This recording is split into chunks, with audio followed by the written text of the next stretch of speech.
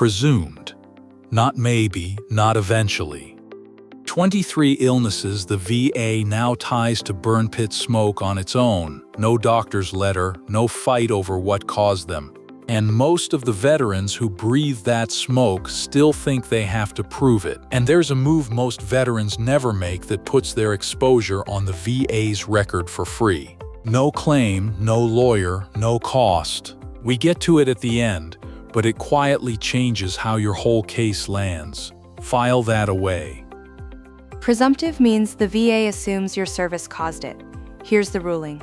Qualifying service, plus a listed condition, and the link is automatic. It skips the one step that sinks most claims. The medical nexus. That doctor's letter tying your illness back to your service.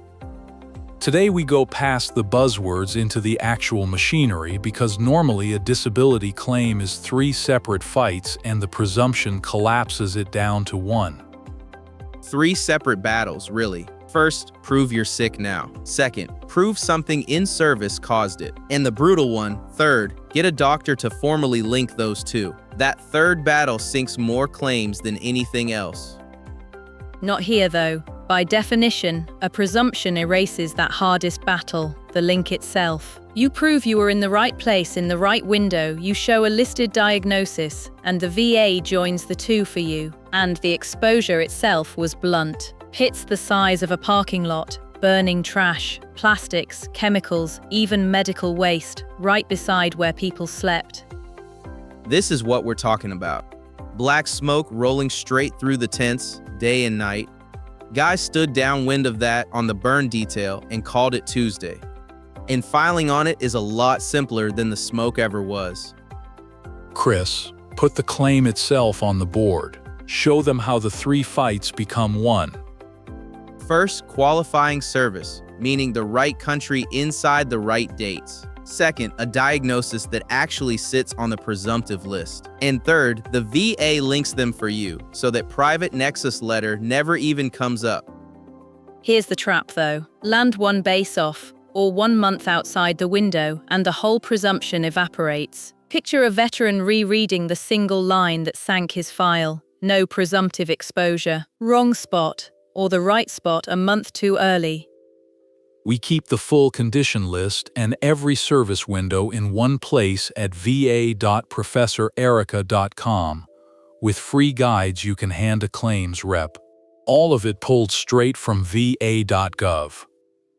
Alright, I'll say the part everyone's thinking. 2 veterans, same asthma, both breathe the same smoke. One gets approved in weeks, one gets flat denied. What is the actual difference?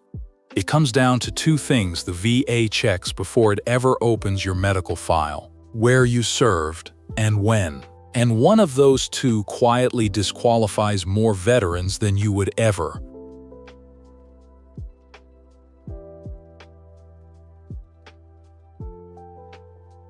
Guess it's the map and the calendar, not your illness at all. And to walk exactly who qualifies by service, I pulled in 2 people who study that gate. Professor Nakamura, Professor Iwata, welcome to the desk. Erica, you've sat with veterans on these claims, so hop in wherever. Nakamura, let's begin at the foundation. What does covered service really come down to?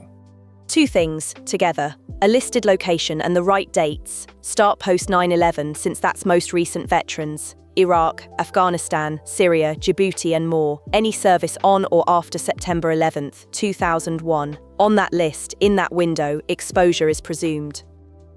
And it's 2 eras, not one. The Gulf War side reaches back further. Kuwait, Saudi Arabia, Qatar, the Emirates, Somalia, and more. Anything on or after August 2nd, 1990. Same rule, older start line. Hold there, Erica. People hear all this and assume it means boots on the ground. Is that the whole story? Not even close. The airspace above those countries counts too. Fly missions over Iraq, refuel a tanker over the Gulf. That's covered service. And the PACT Act widened the map itself. It added covered locations and pushed the presumption onto bases veterans were always told didn't count, which is exactly why an old denial can be Reopened. Same service, new law. A different answer than the one they gave you. reopened. Right. So if someone told you no before the PACT Act, That answer has quietly expired. Nakamura, that's a long list. How does a veteran check whether their own base and dates actually made it, and what do they need in hand? The Airborne Hazards page on va.gov spells out each covered spot and its dates, and the PACT Act page carries the newer additions. Find yourself on it, and exposure stops being the argument. You just document that you were there. Orders, a DD-214, unit records. One honest caveat, though. The service piece proves you were exposed, but it doesn't diagnose you. You still need a live condition that sits on the list. Being there by itself isn't a filed claim. So here's the verdict, and it's va.gov's, not mine. Right country, inside the window, plus the airspace over it, and the VA grants the exposure automatically. Put yourself on that map in those dates, and Gate 1 is behind you. Coming up, Gate 2, the actual illnesses that qualify, and that list runs longer than most people expect.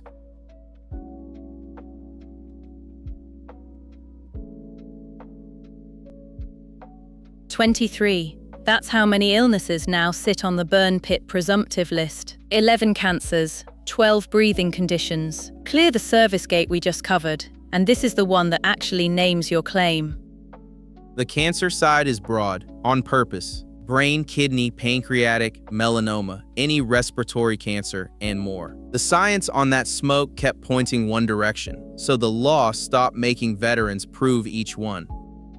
Not quite all cancer, though. Half the list is breathing conditions. Asthma, if it's diagnosed after service. Chronic bronchitis, COPD, chronic sinusitis, emphysema. By definition, the everyday stuff a lot of veterans just learn to live with. Here's the move I flagged up top, and it's free. Every veteran enrolled in VA healthcare gets a toxic exposure screening. Here's the ruling. It puts your exposure on the record before you ever file a claim. Both things are true. It costs nothing and it strengthens everything after. So the screening, wait, that alone starts the claim, or is it a Separate step. The screening documents exposure. It's not the claim. right, separate? So you still need a diagnosis on the list, and you still have to file it. Screening plus filing, 2 moves. And if your condition isn't on that list at all, that's not the end of the road. Right. If it isn't presumptive, you file a direct claim the old way. You prove the service connection with evidence, sometimes a nexus letter. Slower, harder, but wide open. The list is the fast lane, not the only lane. The reason any of this exists is one law, the PACT Act, signed August 10, 2022, the biggest toxic exposure expansion in 30 years. And the full current list lives in one place, va.gov, the PACT Act page. Every condition, every covered country, every date. Bookmark it before you file. 2 things to carry out of here: covered base, covered dates, and a diagnosis on that list.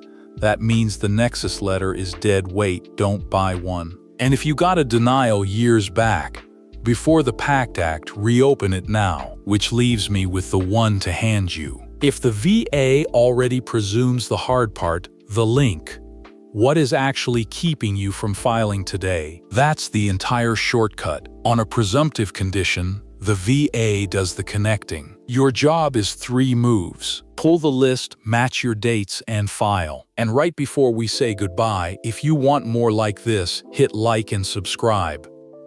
It costs you nothing, and it is the single biggest thing that builds this series into something bigger. Make it, break it, fix it, learn it. That order works. See you next time. This is Professor Erica. Thanks for watching and signing off.